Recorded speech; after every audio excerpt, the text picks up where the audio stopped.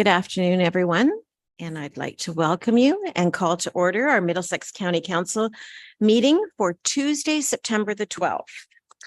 We acknowledge that the land we stand upon today is the traditional territory of the Attawandaron, Anishinaabe, Haudenosaunee, and Lenape peoples, who have long-standing relationships to the land, water, and region of southwestern Ontario. The local First Nation communities of this area include Chippewas of the Thames First Nation, Oneida Nation of the Thames First Nation, and Munsee Delaware Nation. We acknowledge the treaties that are specific to this area. Treaty 2, the McKee Purchase, Treaty 3, Between the Lakes Purchase, Treaty 6, London Township Purchase, Treaty 21, Longwoods Purchase, and Treaty 29, Huron Tract Purchase.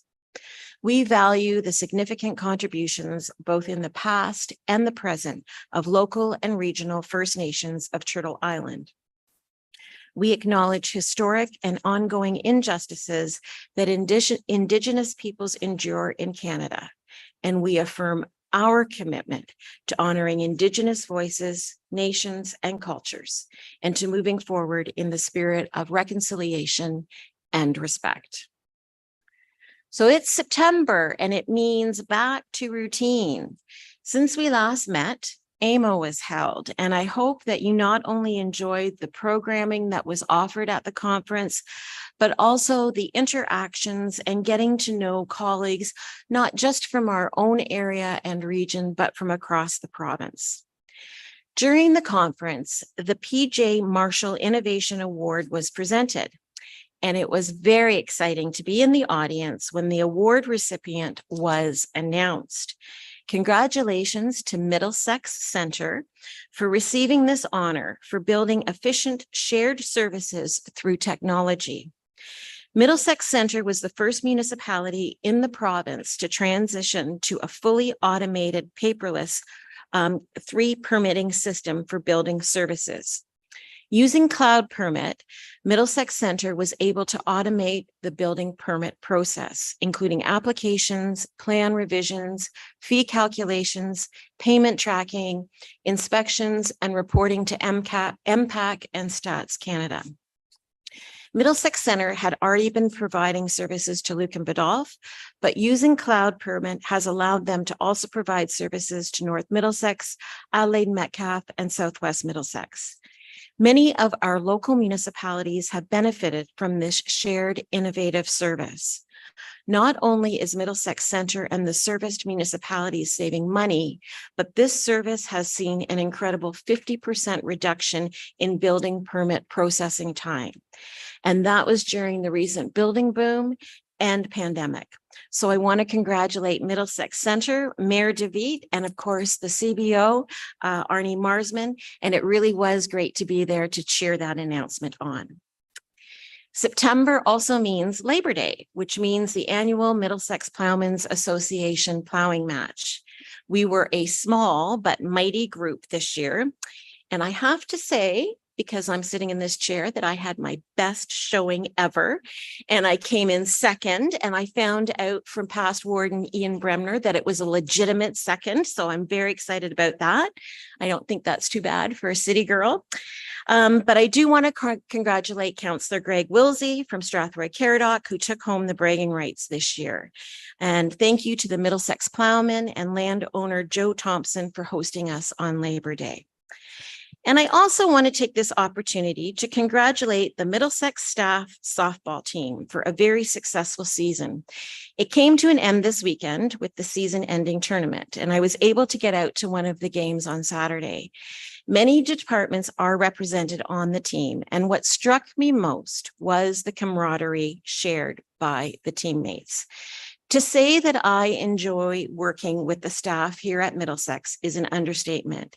And I know that all of you around the Horseshoe have had a chance to get to know them and see how well they work together.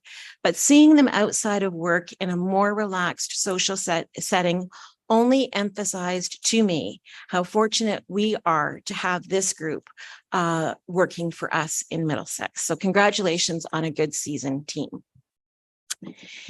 Is there any provision of disclosure, or is there any disclosure of pecuniary interest? So I have two, and one, they're on items 5.A.2, which is the exemption for a proposed plan of condominium, the Rosewood condominium plan in Thames Center, and item 9.D.22, and that is the final approval of the Granton Estates plan of condominium in Lucan Badolf. And the reason being is that I have a family member who works for the company that was responsible for the engineering on those projects. So when we come to those items, Councillor DeVitt will be looking after that. I need a mover and a seconder to approve the agenda in front of us as presented. Councillor Grantham and Councillor Smybert. All in favor? And that's carried. You've got in front of you the minutes from August 15th. I think that'll be the most memorable meeting of this session for sure. If there's nothing to be amended, then I would ask for a mover and a seconder to approve those as presented. Councillor DeVitt and Councillor McMillan. All in favor? That's carried. Thank you very much. Moving on to new business and action items. The first one is a proposed plan of subdivision in the municipality of North Middlesex. And at this point, I will turn it over to Dirk.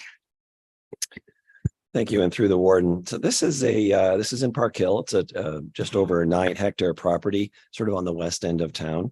It would be in total 98 units for single detached development. And then there are 10 blocks that would be developed in the future for roughly 66 townhouse units. And it's would be developed on full municipal services and would be an extension of the existing public road network. So I won't go into a lot of detail, but all of the attachments include the local material, the plan, the proposed conditions of draft plan approval, location map, etc. I do note in the report, North Middlesex Council did support it at their July meeting. There was some additional time taken to process this file. There's a couple of non-residential uses just to the north of the site. And so there's some additional engineering analysis in a peer review of that work by the municipality's consultant to make sure that the residential use and the noise emitter would be compatible. We have taken a full agency ministry circulation. My report does review the policies, and in the end, I am satisfied that it's consistent with the provincial policy statement and the both official plans, and I am recommending approval. Okay, thank you very much. Dirk, are there any questions or comments from council on this file? Okay, with that, I would ask for a mover and a seconder for the recommended motion in front of you. Councillor Rott and Councillor Mayhew, all in favor? And that's carried. And at this time, I'll turn it over to Councillor DeVitt. Thank you. The next item that we're looking at is item 5.A.2, exemption for proposed plan of condominium. That is the Rosewood condominium block 71 in Thames Center. And again, I'll turn to Dirk Vanderwerf, the Director of Planning and Development, to present that report. Thank you. So this is, as said, a vacant land proposal. It's a roughly 2-hectare property in Thorndale. And you've had a number of these requests before where it's an exemption from the full plan act process. This really is a great example of it. There's an underlying plan of subdivision. There's a block in that plan that was always contemplated for this sort of development. And so your exemption really just allows the registration of the condominium corporation in that sort of approval process. I do note in the report that the municipality and the developer are still finalizing the technicalities of the subdivision or of the site plan agreement, and it's not registered yet. And it is our practice, and I just spelled it out so it was clear in this report, that notwithstanding council's, if council was to exempt this from the process, I still don't sign the final plans until the municipality are 100% on board, until we have a copy of the agreement, et cetera. So there is that slight check at the end of the process just to ensure that all the municipalities' considerations are taken care of. So again, the report does recommend approval from the exemption process. Okay, thank you for that presentation, Dirk. I'll look to councillors. Are there any questions? I don't see any hands. The motion before us then is that amendment, that the County of Middlesex exempt plan of condominium file number 39T TC CDM 2101 4184599 Ontario Limited from the full condominium approval process. A mover and a seconder, please. Councillor Smybert and Councillor Clark, all in favor? And that carries. Thank you. The floor is yours. Okay, Thank you, Councillor DeVete. The next item that is in front of us is the Lucan Biddulph Official Plan Amendment number 10, the Municipal Comprehensive Review and General Official Plan Update. And Dirk, back over to you. Thank you. Through the warden. And if it's with your indulgence, I'll just spend a couple more minutes on this file. This is the first of 5 or 6 local official plan amendments, complete official plan updates that will be coming before you over the next few months. Municipalities, as you know, are required by the Plan Act to review your official plans. And in this case, the municipality did take both a municipal comprehensive review and a general official plan update. So the report does outline the items that are included in the official plan amendment, including the updates to reflect the new PPS, updated population and housing projections, policy direction for things like garden suites, tiny dwellings, and then just a general update to land use and the mapping schedules. This was a fairly extensive process undertaken by the municipality, started in 2020 and culminated in the spring of 2022. And as processes like this include open houses, a number of different reports. So there's a fair amount of material that sort of happens at that local process. Amendment number 10 was submitted to the county as the approval authority, and then we got caught, as the other official plan amendments have, with the provincial review of the county's official plan. So now that that's in place, these are all moving forward. I do outline the agency and ministry comments that we received, and there were a number or a small number of them that did result in recommended modifications, and I'll get into that in a moment. I would say that the local process did garner a significant amount of public input. Whenever you're looking at settlement areas and where they're going to grow, of course, people are interested in that. And frankly, there was a lot of interest for landowners to have their lands included within the development that would be in the development area, which is beyond what could reasonably included in this process. Subsequent to the official plan amendment being adopted locally, the county did receive a letter from a landowner seeking changes to what was adopted. That letter is attached in your material. I reviewed it. I reviewed it against what was received locally, and I can tell you that Township Council had that information when they made their local decision. So there's nothing in there that causes me to recommend a modification. The report reviews the provincial policy statement, the county's official plan, and does recommend, subject to modifications, approval of it. The report also goes over the comprehensive review, which is really the amount of land that can be added. I won't get into all the details, but roughly 55 net hectares of land would be added for residential growth. It's supported, in my opinion, based on the population projections that are in the county's official plan and the work that was done locally. And the municipality in this case did decide to add all of that land to Lucan as opposed to in Granton or Clandyboy, and look generally at the expansion in a westerly and northerly direction. There is a page attached to the report that includes modifications. There's some just sort of typos, some minor issues. Of course, as you know, the planning policy at the provincial level has been evolving. So I'm recommending to modify it so that it's sort of up to date on everything that's happened since adoption.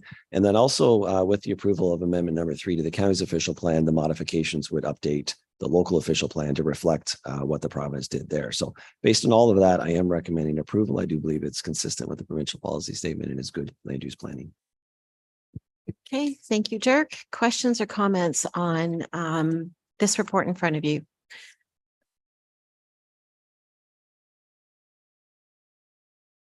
Okay, then you do have a recommended motion in front of you, and I would ask for a mover and a seconder for that. Councillor Grantham and Councillor DeVete. All in favor? And that's carried. Thank you very much. On to inquiries. Any notices of motion? Councillor comments? Okay, then we will be moving into the committee of the whole at 14 minutes after 1, and I would ask for a mover and a seconder for that. Oh, did you have a comment? Is this other business or councillor comments? Did you want councillor comments? I just wanted, Sure, yes, councillor. I just want to take this time to, in our municipality on the long weekend, we had a 6 barn fire, and we had 7 fire stations respond to that call. And I'd like to publicly thank Middlesex Center and Park Hill, North Middlesex, for stepping up and helping our team out. On behalf of Adelaide Metcalf and our chief, Dan Parker, we really appreciate the support. To quote Dan, the guys worked like dogs and they had blisters on their feet and their backs were just broken by the end of the session. They were able to save 2 barns and a feed mill, and to reduce the loss, it could have been over $1.5 million more than it actually was. So thank you very much. Okay. Thank you for that, Councillor Clark. Any other comments from council? Councillor Mayhew. Yeah, thank you, Madam Warden. Our municipality had quite a torrential rain on the 23rd of August. It was up to 9.5 inches in Glencoe. Of course, our municipal infrastructure cannot tolerate a rain of that magnitude, and we had some serious flooding and some sanitary backup in the plumbing of many residential homes.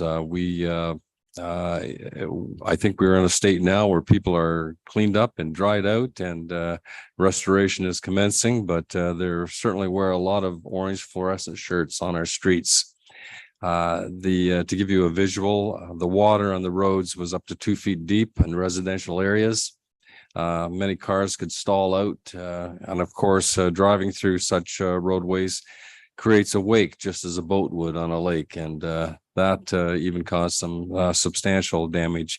One property that I can mention is the Reg Level branch of the Canadian Legion.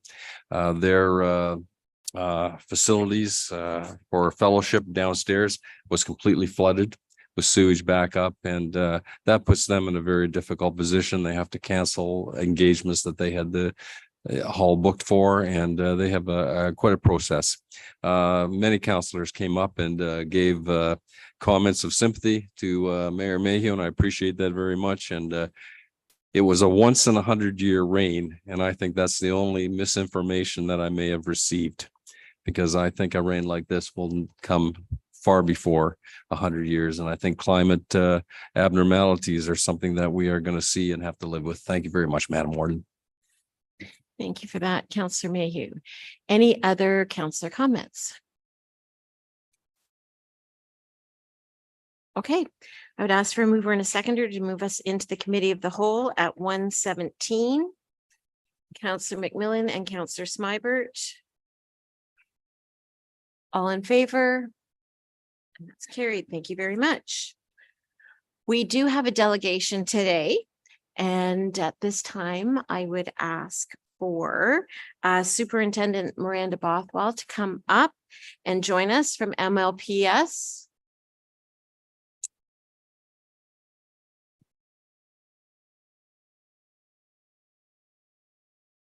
It's great to have you in person, and I'm very much looking forward to your report on the Middlesex London Paramedic Services Paramedic Training Camp.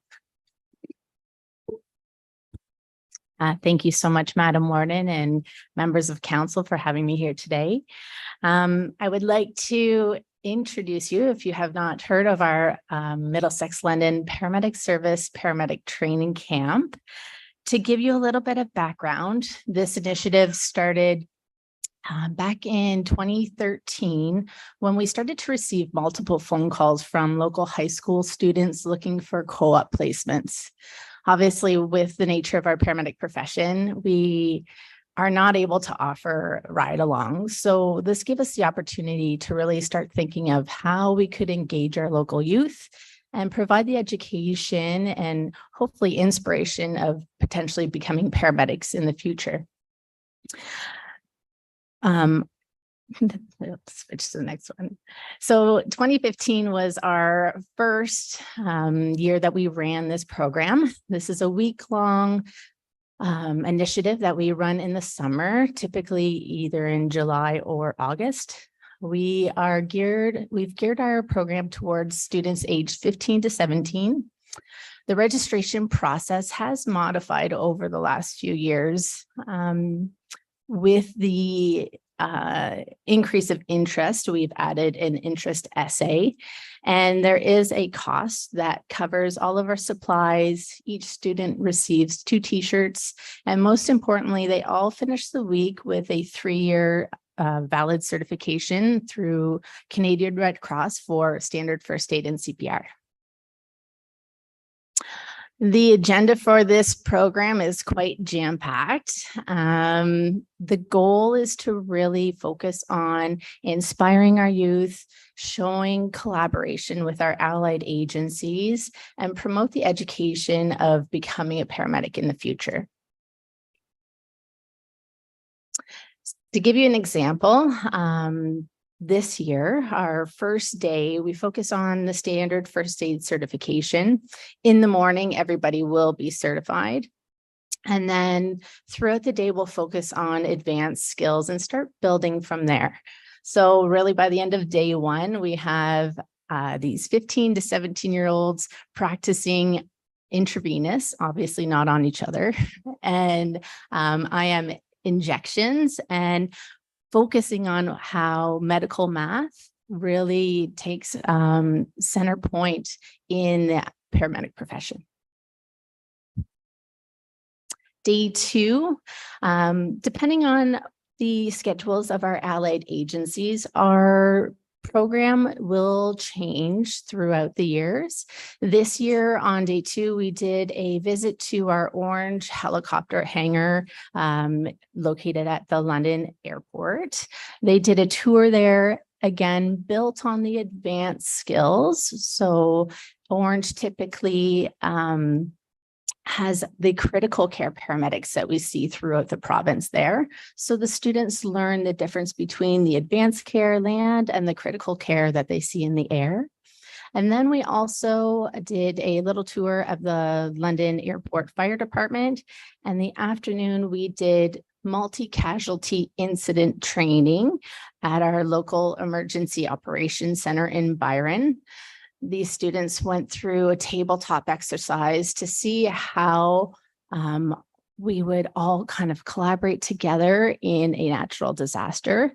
And it was a really great afternoon. Day three, we partner with local college, Fanshawe College, that offers a paramedic program.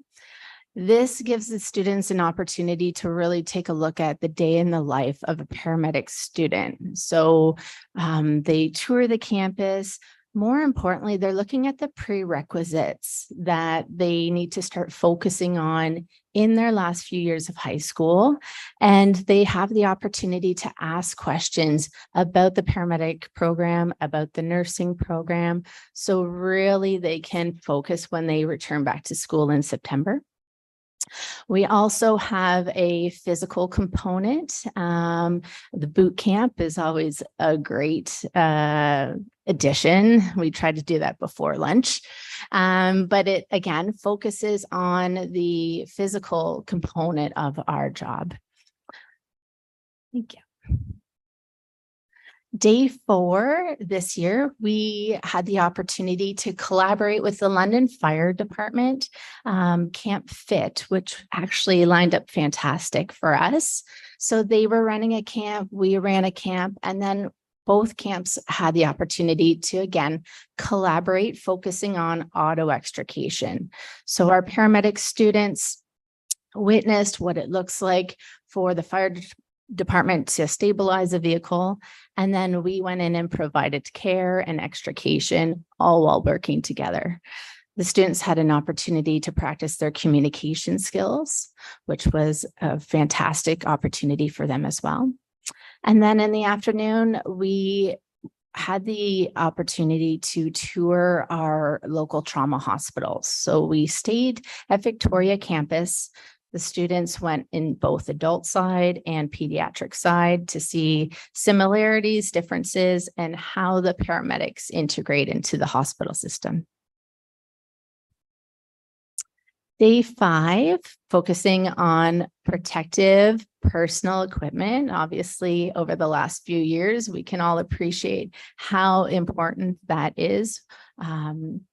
With the paramedics and potential paramedics, focusing on ensuring that proper techniques are going to protect them in the day-to-day practice. So they'll practice donning, that means putting masks and gowns and gloves on, and then the importance of taking it all off.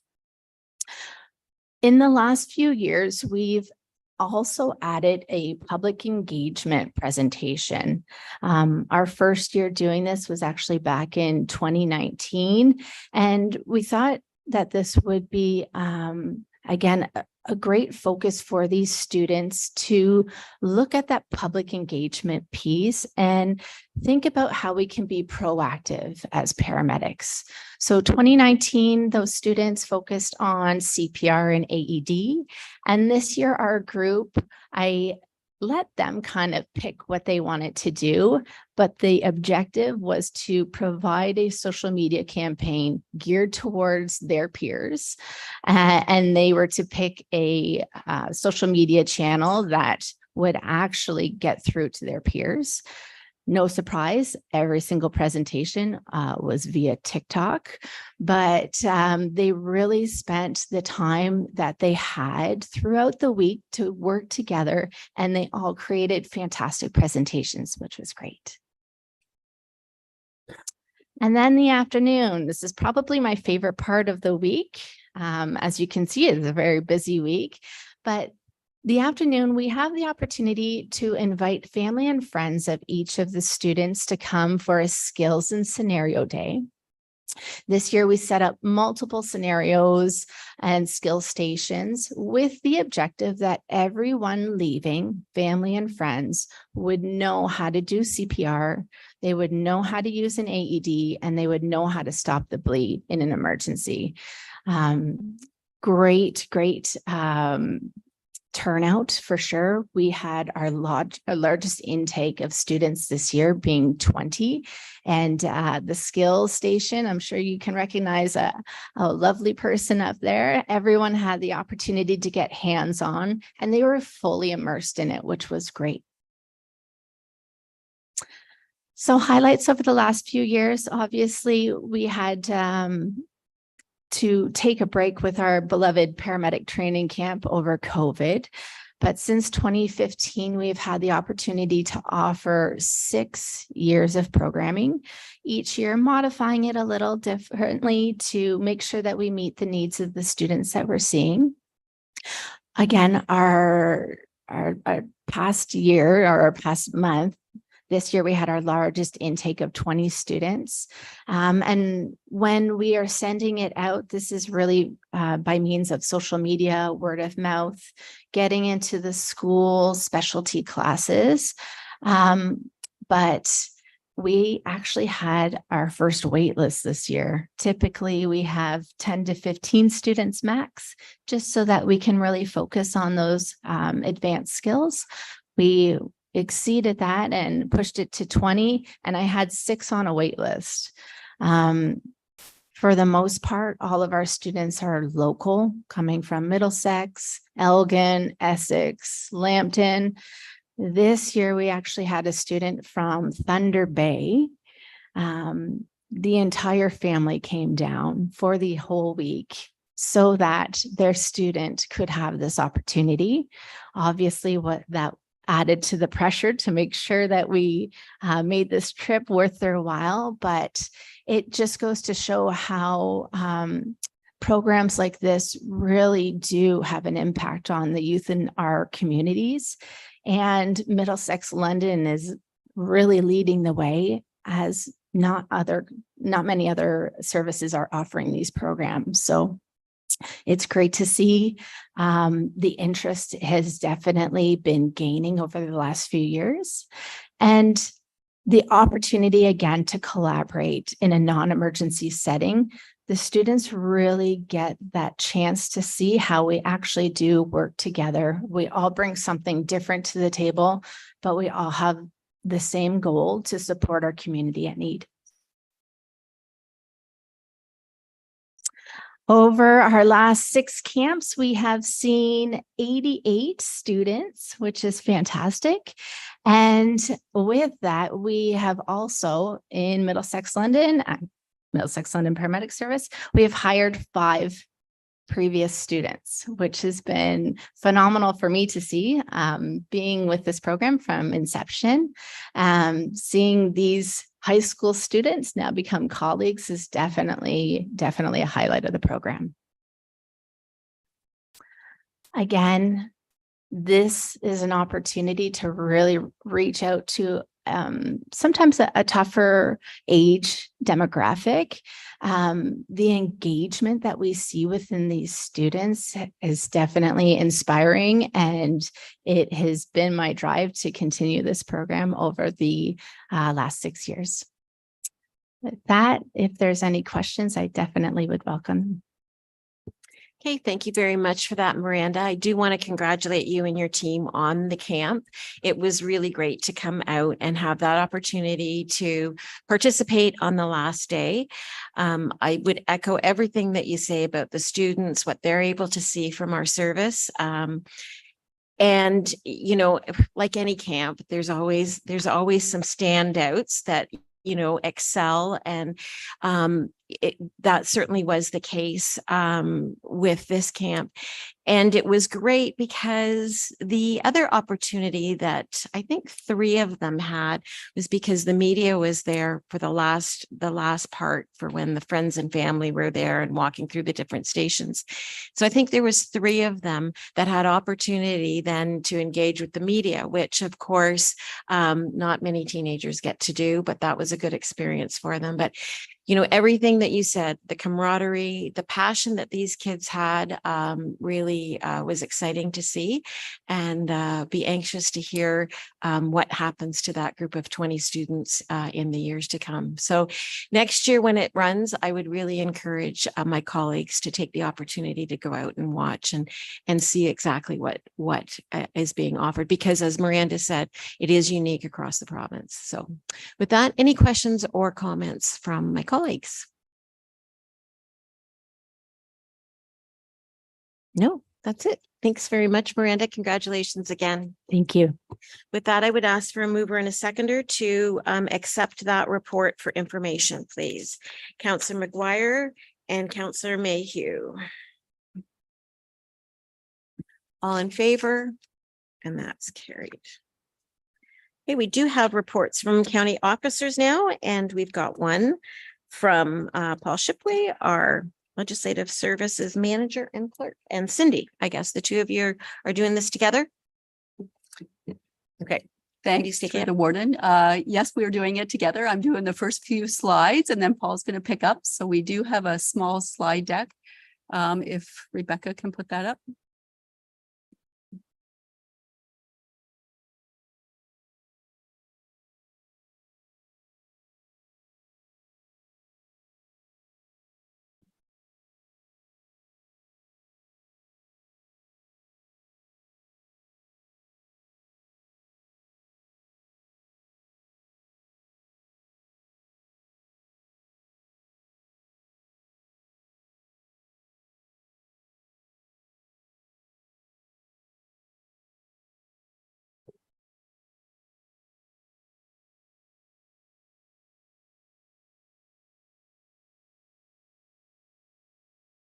Thanks.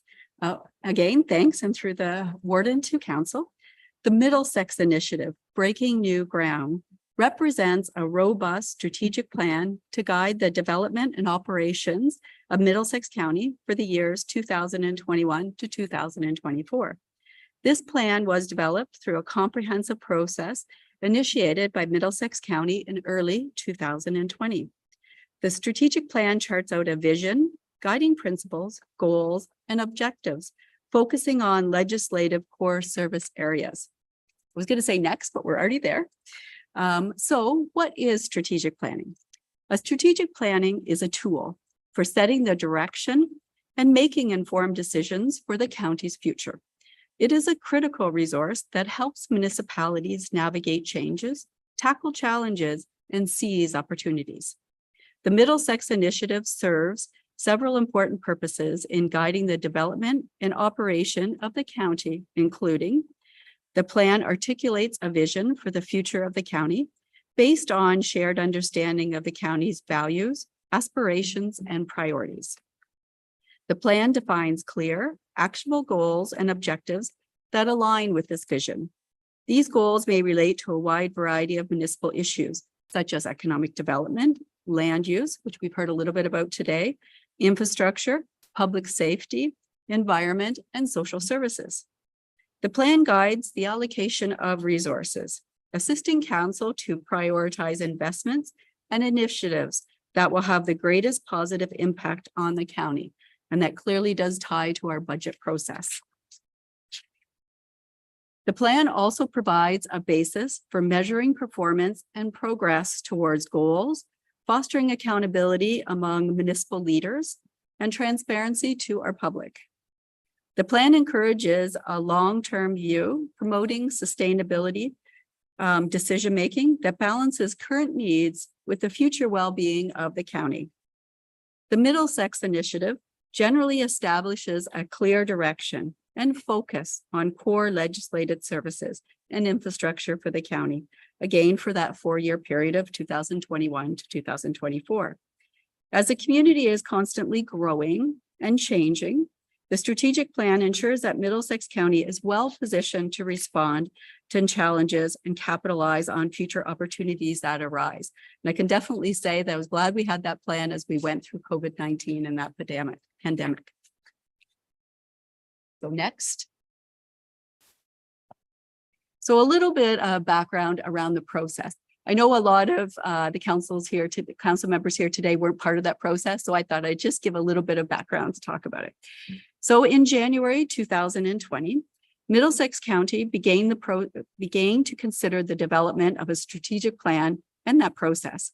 On February 18th, 2020, County Council received a presentation from staff outlining the proposed goals to be achieved through the strategic planning process, as well as a strategy to accomplish them.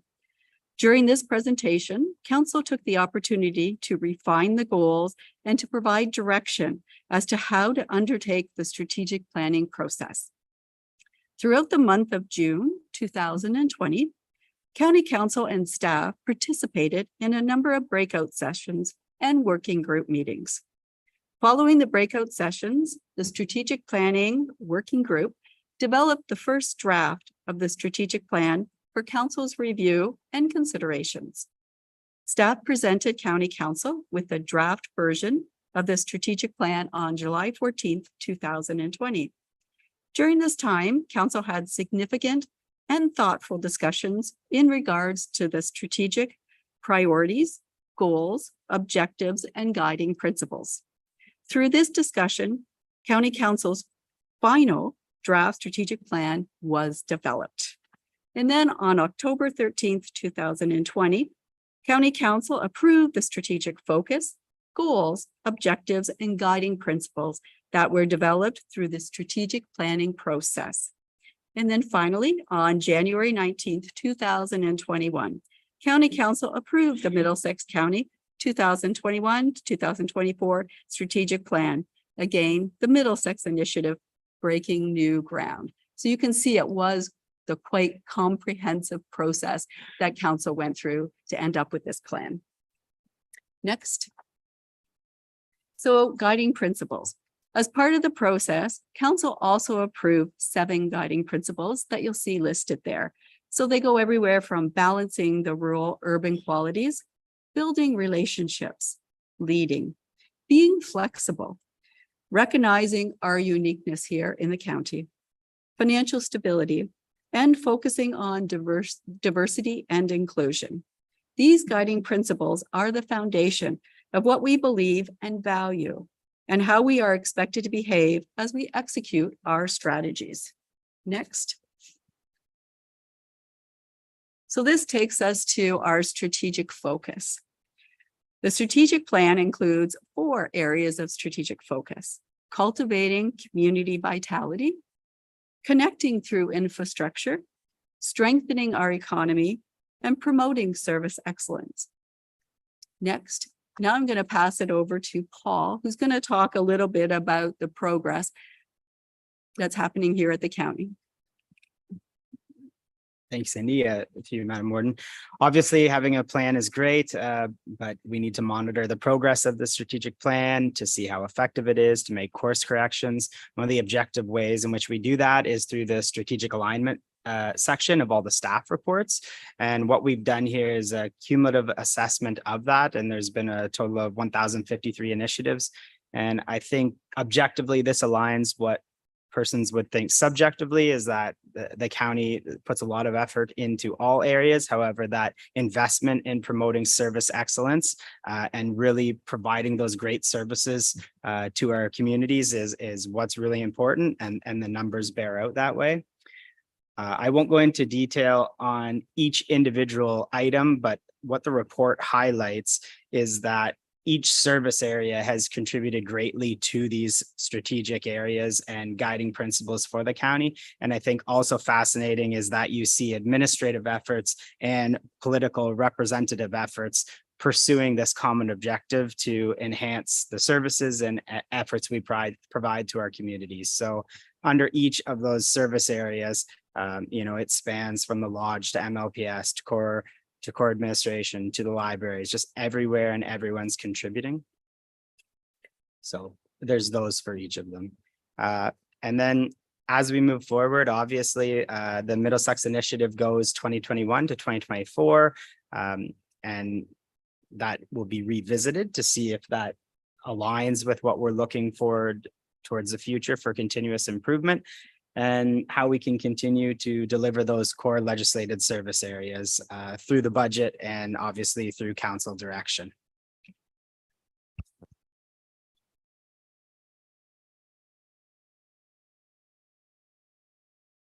Okay, thank you for that, Cindy and Paul. Questions or comments on the report, the plan, the process, what's been presented to you today?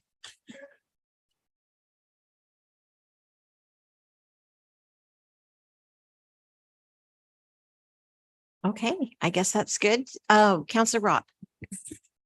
Thank you, through the warden. I think it's more of a comment. These strategic plans can sit on a shelf and not be used. And that has happened in the past. I'm not saying at Middlesex County, but I know it's happened, and I think it's important. And I know when staff reports come through, they show how it affects on the strategic plan. And I think that's an important piece that we have on there as well. Thank you for that comment. I know that that was a focus and a priority of council and staff, was that it didn't sit on a shelf, that it was a valuable tool and document that we referenced and used in our decision making. Okay, any other comments, questions? Okay, so next steps, I assume we'll do a review in 2024.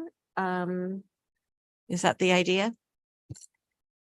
Through the warden to council, definitely we'll come back and do another update in 2024. And then we'll start talking about the process and how we go forward.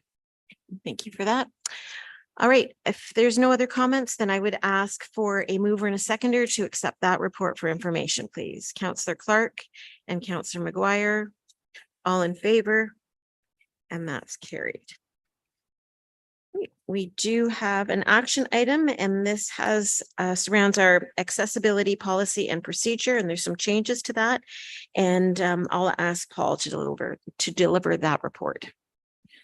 Through Madam Warden, the Middlesex Accessibility Advisory Committee has reviewed and endorsed this report, but really what it is transferring the accessibility policy from an HR policy to a legislative services policy, and general enhancements and house cleaning items over time. Best practices evolve, and we just continually try to refine our policies to provide the best outcomes for those utilizing them. Okay, thanks, Paul. Any questions or comments on this? Okay, then I would ask for a mover and a seconder for the recommended motion in front of you. Councillor Smybert and Councillor DeVete. All in favor? And that's carried. Then continuing with Paul, a record retention bylaws in front of us right now. Through Madam Warden, the county record retention bylaw has not been updated since '99, and the type of records we create and deal with has evolved significantly since that time. And as we continue to push to streamline and digitize, it's beneficial to update the records retention bylaw. And that is what this does, specifically dealing with transitory records and how we can move forward in more a digital environment. Okay, thank you. Questions or comments on this one?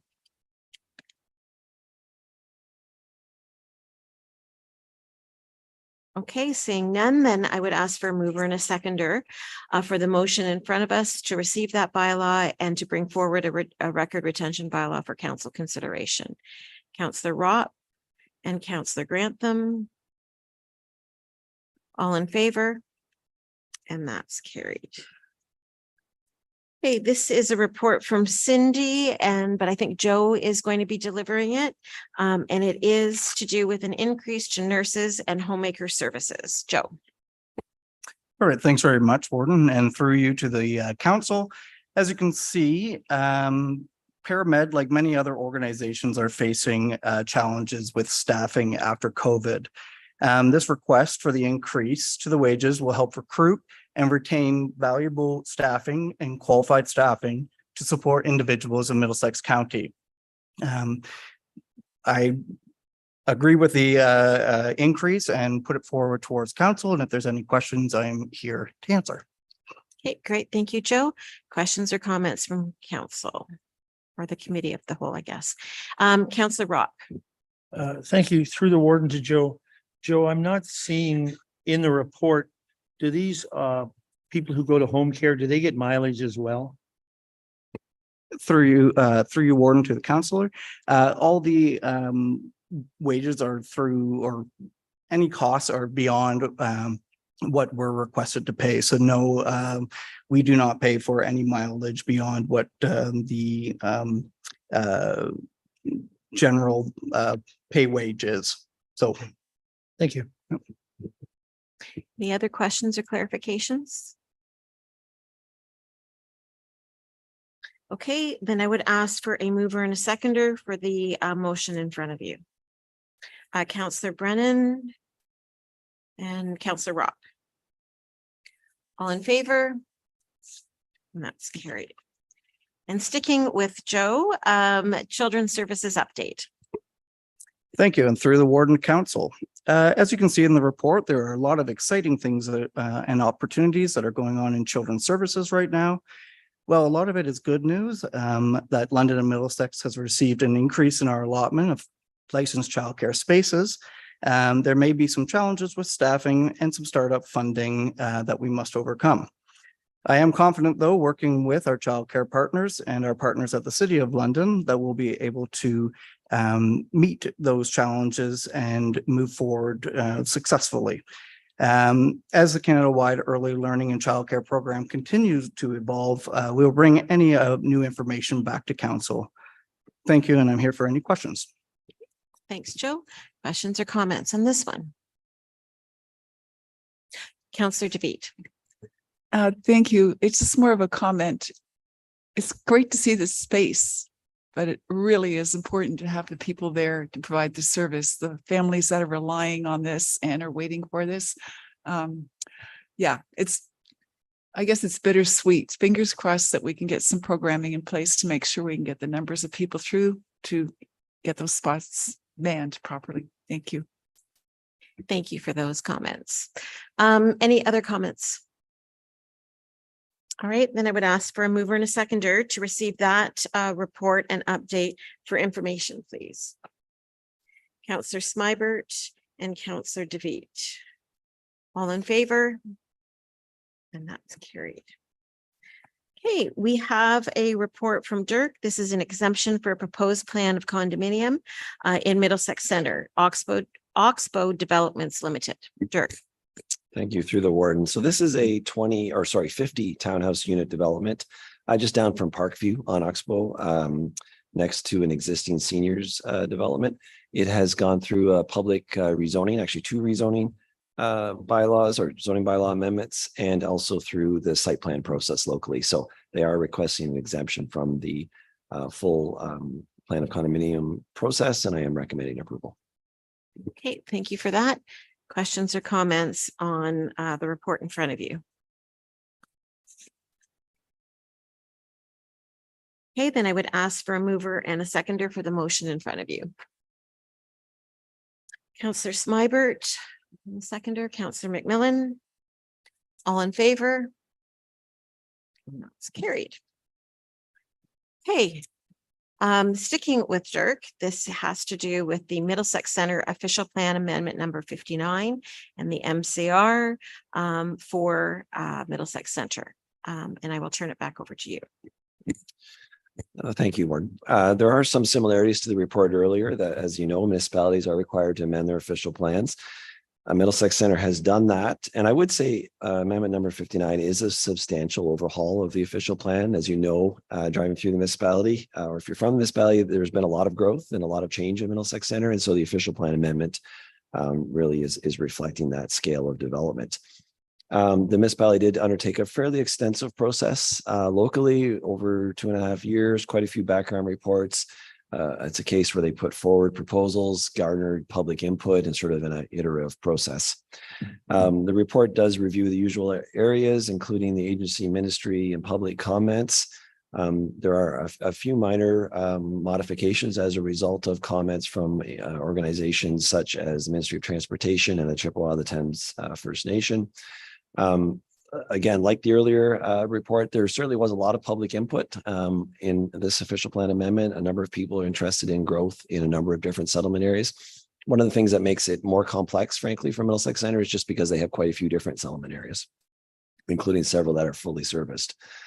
And so overall, though, I would say that the municipality have chosen to primarily focus at this stage on expanding Kamoka-Kilworth and then Delaware. And as the report does elaborate a little, the municipality are looking at bringing full municipal services to Delaware. And so there is an expansion, a significant expansion of both residential and employment uses at the south end of Delaware.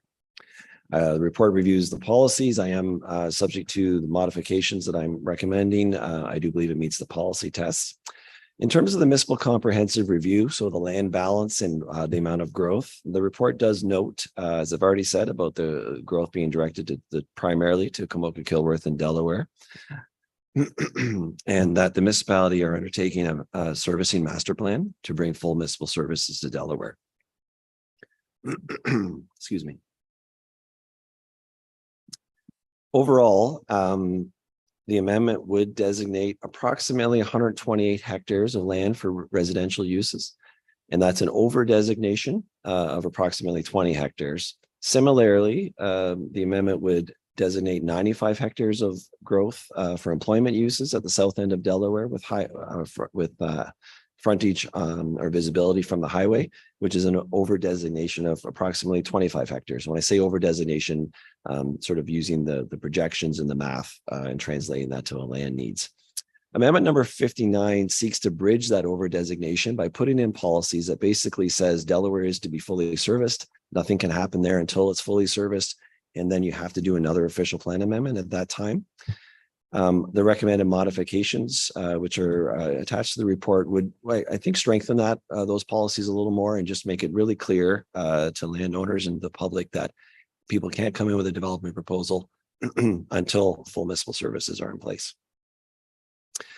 The modifications also would extend a segment of those policies to Kamoka. There's an area at the south end of Kamoka proposed to be included for residential growth, and that would also require full municipal services and then certain official plan amendment take place in the future. So basically it identifies where growth will occur, but it can't occur until full municipal services are in place in the future.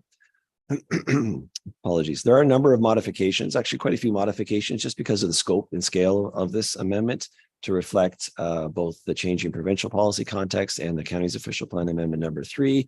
I neglected to say this earlier, but it is our practice. All of the proposed modifications have been provided to the municipality ahead of time. And so those are all in agreement with municipal staff. So there's no surprises there. But in the end, subject to the modifications, I am recommending approval.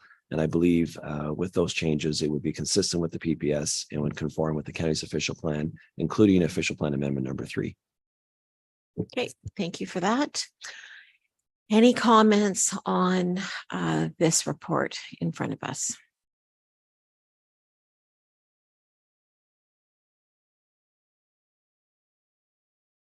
Okay, then I would ask for a mover and a seconder for the recommended motion in front of you. Councillor Clark and Councillor McGuire. All in favor? And that's carried. Thank you very much. Okay, Paul, back to you with an update on our 2024 calendar. Through you, Madam Warden, the procedural bylaw requires this report be presented to council prior to the end of the month. So it is before you, and the schedule follows the 2023 schedule for the most part. Happy to answer any questions you have. Any questions on 2024? Except where did 2023 go? Okay, with that, you've got the motion in front of you, and I would ask for a mover and a seconder for that, please. Councillor Smybert and a seconder, Councillor McMillan. All in favor? And that's carried. On to correspondence and information items. General payables from July 7th to September 1st, totaling $862,457.55. ITS payables from July 7th to September 1st, totaling $190,620.59. Library payables from July 7th to September 1st, totaling $106,081.52. MLPS payables, July 7th to September 1st, 2023, totaling $3,930,723.07. Planning payables from July 7th to September 1st, totaling $82,231.78. Roads payables from July 7th to September 1st, totaling $6,711,878.88. Social service payables from July 7th to September 1st, totaling $2,105,741.49. Economic development payables from July 7th to September 1st, totaling $53,756.32. And Strathmere Lodge payables July 7th to September 1st, totaling $90,363.85. Can I get a mover and a seconder to receive those items for information, please? Councillor Grantham and a seconder, Councillor Roth. All in favor? Carried. On to correspondence. Notice of completion Highway 401 Dorchester Road Bridge Replacement and Interchange Improvements. Thames Center Thorndale Crosswalk Resolution. Strathmere Lodge Census Report for June 2023. Brent, I actually had a question on that, and I probably should have given you the heads up.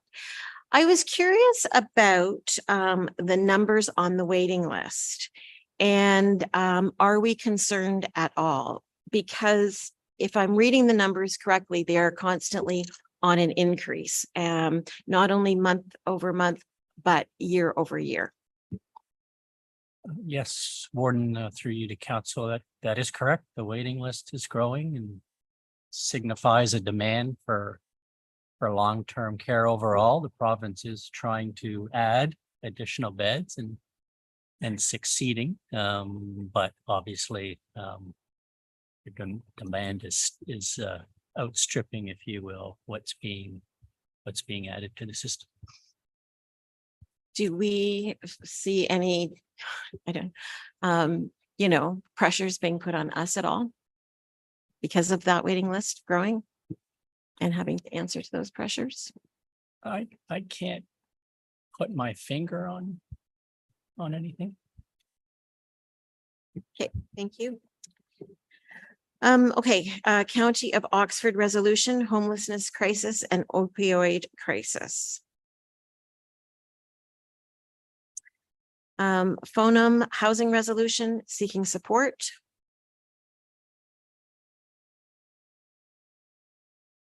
Board of Health update for July 2023. Middlesex London Health Unit 2024 budget. Councillor McGuire. Thank you, Madam Warden.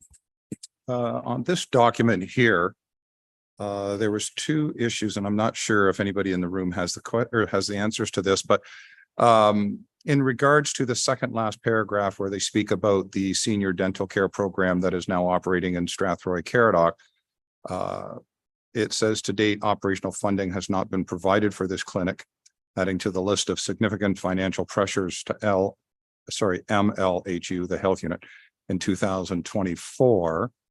So my first question revolves around, do we know whether the health unit has received that funding as of yet? No, they have not. And I know had the health unit been allowed to finish their presentation at our last meeting, they were going to be requesting a letter of support for funding from us to try and get some funding. So I'll be asking the clerk to direct that to develop a letter of support for that. And just on my second question is in regards to the last paragraph where the government of Ontario had notified that they were going to reduce the 70-30 partner provincial municipal allocation to a 75-25. Was I correct in hearing after AMO that the government did in fact revert back to the 70-30? No, you don't want to take that? Okay. They didn't go back to 7:30. No, they didn't go back to 70-30. You changed the question on me. My brain was already answering the first part of the question and you hit me right at the end. I'm like, no. No, I kind of cautioned the warden actually whenever the first announcement came out. I remember texting her the moment that the announcement came out that the province was going to go to 75-25, which to the best of my knowledge is still in place. We just got an update yesterday from the health unit about what they're looking for, which I'll get into in a second. But I cautioned the warden when we got that letter about 75-25, because buried in the fine print of that letter wasn't that fine. It was like probably 11 font, but they said, we're also giving consideration, I'm paraphrasing now, to making some programs 100% municipal. And that, I don't think anybody saw that except me. And I went, whoa, that is crazy, because that could dwarf actually the impact of going to 75-25 if it's the wrong programs. So we now know, we got an update that we can share with council from the health unit yesterday. We'll distribute that to you, just what impact is from the health unit's perspective of some of those cost changes. And so we'll send that out to you. I think the number they're looking for now is 3.6% of a budgetary increase. I could be 3.9. So we'll get that out to you. But the province stayed with it. But the more dangerous statement was, we're thinking about making some programs 100%, and they did. And so the health unit's still trying to figure all that out, but they've given us some preliminary information we'll share with you. No follow-up. It's just a concern coming from the Ministry of Health over to the health unit, how funding is a critical issue for the health unit across the province, not just for London, Middlesex, and programs are being affected, which means people's lives are being affected in ways they may not fully understand at this point in time until programs actually disappear. So definitely something for us to keep our eyes on. Okay. Thank you for that, Councillor McGuire. Are there any other comments on that correspondence? Okay, Roads Department construction update for August 15th.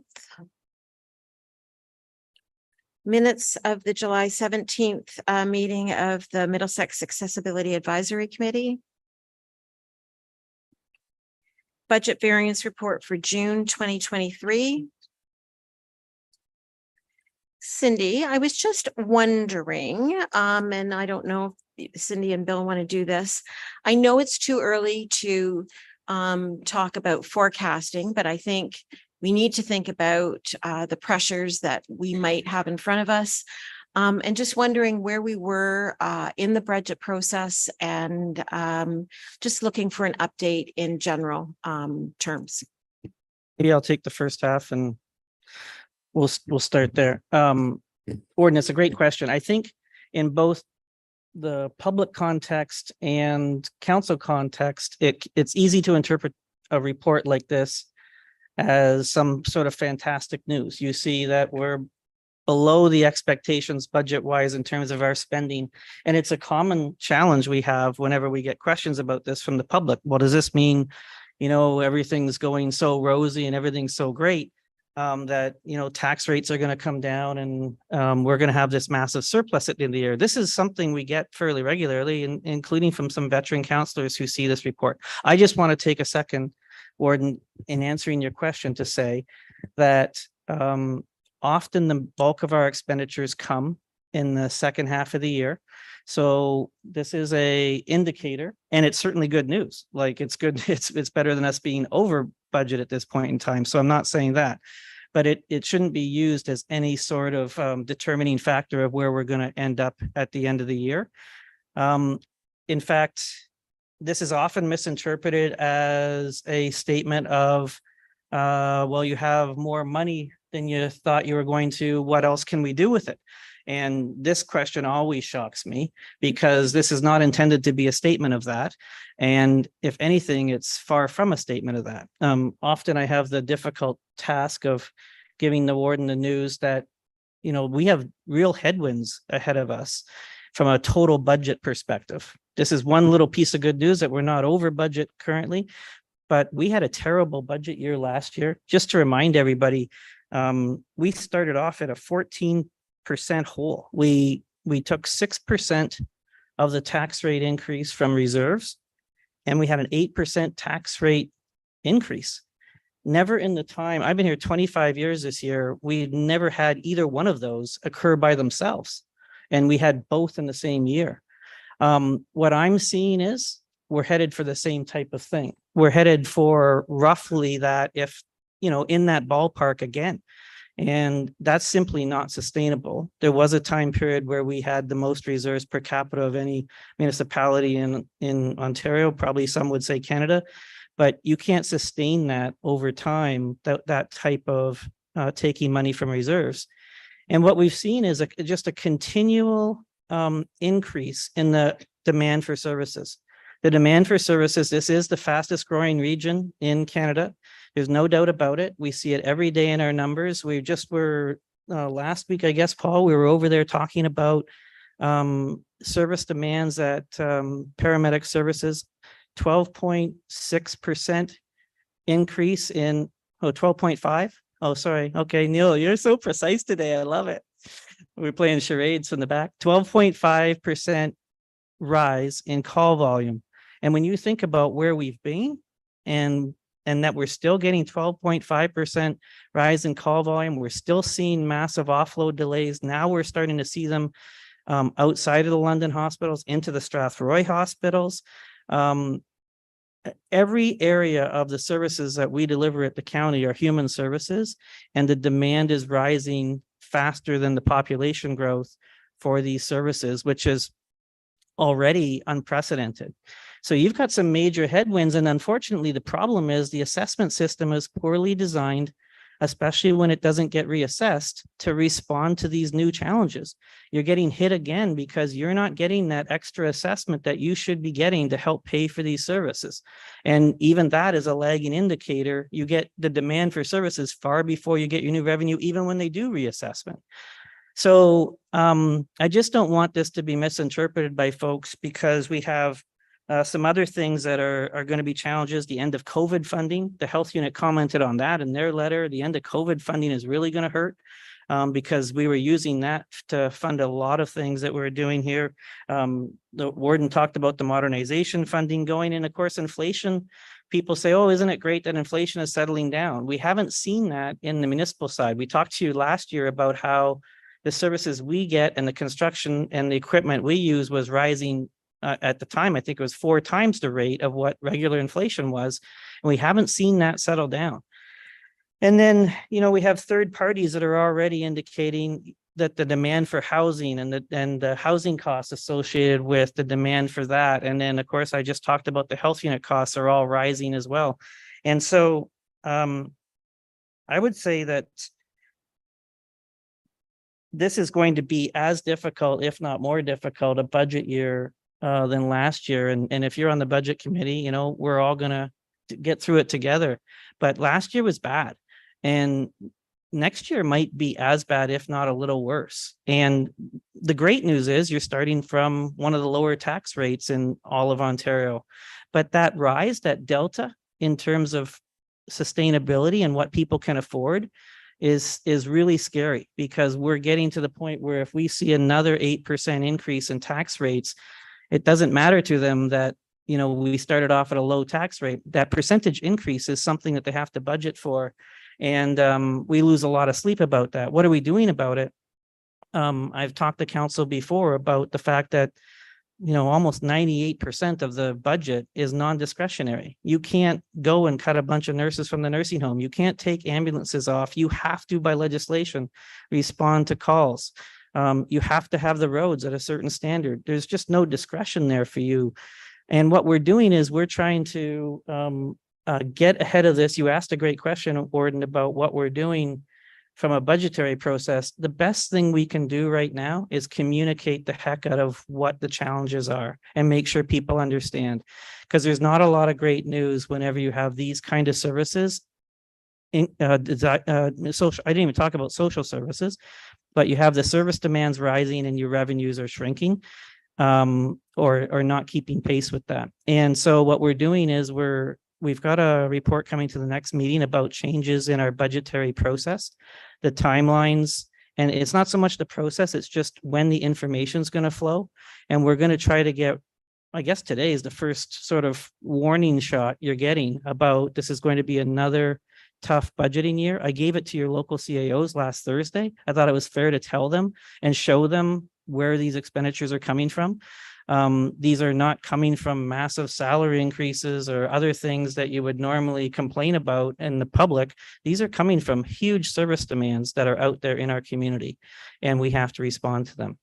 And so I think the new schedule is going to accelerate things up into December from what has traditionally been a late January, early February process.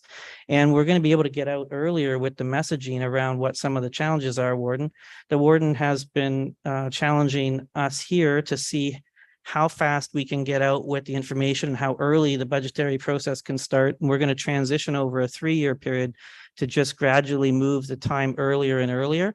But I had a really good talk with our department heads on Monday about the importance of getting their information in early and giving as much information as possible so council can get at this in the first week of December. That'll be really unprecedented. We never have done that before at the county, but we're going to aim for that this year. So budget report will come next meeting where you're going to see that. But yeah, that's the story of this report. Cindy, did you have anything to add to that? I think Bill was pretty comprehensive. I guess the only other comments I would make is in October, you will see the update for September, and that's where we do start to forecast to the end of the year. So we'll be a little bit more precise. And then if we do have some of those pressures, we'll be identifying those a little bit more. And then I would say if you're starting to hear from other communities, they're also having the same conversation. Like the region of Waterloo, you can probably see a few of their past council meetings, and they're talking about budget for 2024 and some of the pressures that they're seeing as well. Thank you for that. Are there any other questions or comments? Councillor Rott? Thank you, through the warden. You're saying that it looks like a good forecast, and I was actually looking at the July one, and there was two that kind of jump out at me, and that is transportation and social services. Like, these are large budgets, and I see the percentage that we're at now. And are we just kind of praying for good weather this, before December, or what's the thoughts on whether we can stay within our budget there? Yeah, through the warden to Councillor Rob, always a bit tricky with transportation. There's a number of items in our budget that get allocated early in the year. So the true percentage based on a calendar date isn't really a true indication of where we're at with our expenditures. So we did have a higher than expected expenditures for our winter early this year. Doesn't mean that's going to follow suit later this year. It's always tough to make a prediction on our winter maintenance expenditures. We also don't see expenditures, as Councillor Mayhew is telling us about the flooding in Southwest Middlesex and Adelaide Metcalfe that we're experiencing right now, which will show up in next month's budget update. We of course have already repaired and opened Dundonald Road, which should be, excuse me, not open tomorrow, Dundonald Road, but those are the types of things that come up that we can't predict because of weather. The other prediction that affects our roads budget is around our capital expenditures, and a number of those will likely be higher than original estimates simply because of inflation. But fortunately, we made a change to our budget a number of years ago to protect our operating budget from those fluctuations. So those capital programs don't have an immediate effect on our operating budget for the current year, but they certainly will be in effect in a future year. And it kind of harkens back to what Bill is speaking about borrowing from reserves. That's what road reserves are there for, to help us buffer ourselves from those types of unexpected increases in material costs. And fortunately, the asphalt cement price index this year has leveled out. So we're not going to see the kind of increases we had originally predicted, which is good news for us. But again, that won't be a recovery on our operating budget for 2023. It'll be something that we'll see at the end of the year when we reconcile our capital expenditures. Follow up? Yep. What's that? I was just going to say, Brian's strategy actually of looking at our biggest expenditure areas, and watching for them to be over or under is actually a smart one, because that's what I kind of do. It doesn't matter to me as much if Kara's budget is over by 15%, because in real dollars, that's not, but where I lose sleep, and Neil and I were just joking about us both losing sleep, is what happens if we get hit with the triple whammy of the flu and the COVID and the whatever this fall, and to that land ambulance budget. That is where we're really vulnerable. We're on a good track now, but those big expenditure ones are where we can get hurt in a hurry. And the lower our reserves go, the less we have to buffer ourselves, to use Chris's words. And it's something we're getting increasingly concerned about, that risk tolerance for us of, oh, well, we'll just figure it out. We're getting down to the point where figuring it out means some pretty hefty tax increases if we lower our reserves anymore. So I guess that's what we lose sleep about. And it's been a tough couple of months as we watch sort of what's coming ahead. And certainly land ambulance is a very seasonal, especially in the fall. That is the toughest time, in that early spring. We're watching that very carefully. Thank you. Any other comments, questions? Okay, then moving on. Notice of study commencement for Highway 4, the rehabilitation from Elginfield Road to Exeter. Can I get a mover and a seconder to receive those items for information, please? Councillor Clark and Councillor McGuire, all in favor? And that's carried. And Councillor DeVitt. Thank you. We're looking at item number 9D22, which is the final approval of Granton Estates Plan of Condominium, file 39T LB CDM 2102, Township of Lucan. It's a report from Teresa Hill, Planning and Development Coordinator. There are no questions. I don't see any raised hand. Then I'll ask for a mover and seconder for that, please. Councillor Smyberg, Councillor Mayhew, all in favor? Opposed? And that is carried. Thank you. Thank you. Moving on, a letter from the Honorable Lisa Thompson dated August 28th, 2023. Strathmere Lodge monthly census for July 2023. Letter from MNRF, Proposed Oil, Gas, and Salt Resources Act.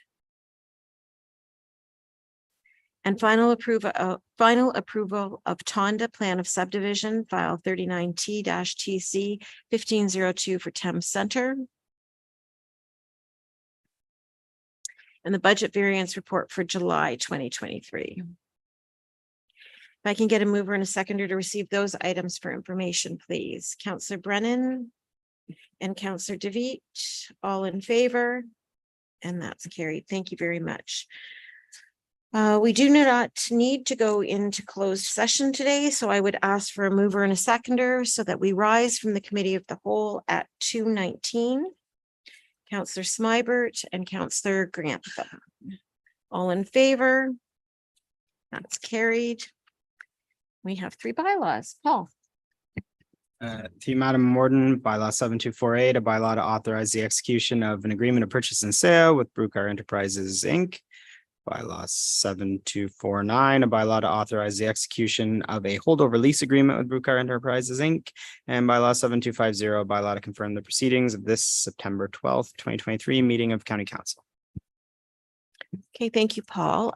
Just one of those, or the 2 bylaws have to do with Waterloo. I just wondered, just for the record and just to remind council, could you just remind us of what that purchase price is for that piece of property? Certainly, through you, Madam Warden, this stemmed from the special meeting of council, and the purchase price is 3.13 million. Thank you very much.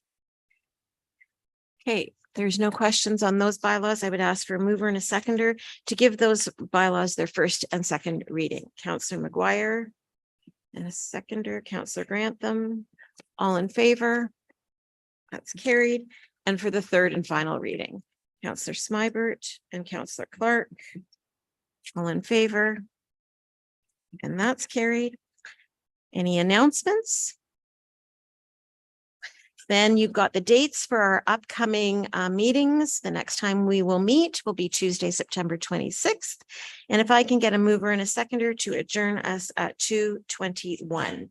Councillor McGuire and Councillor McMillan, all in favor? That's carried.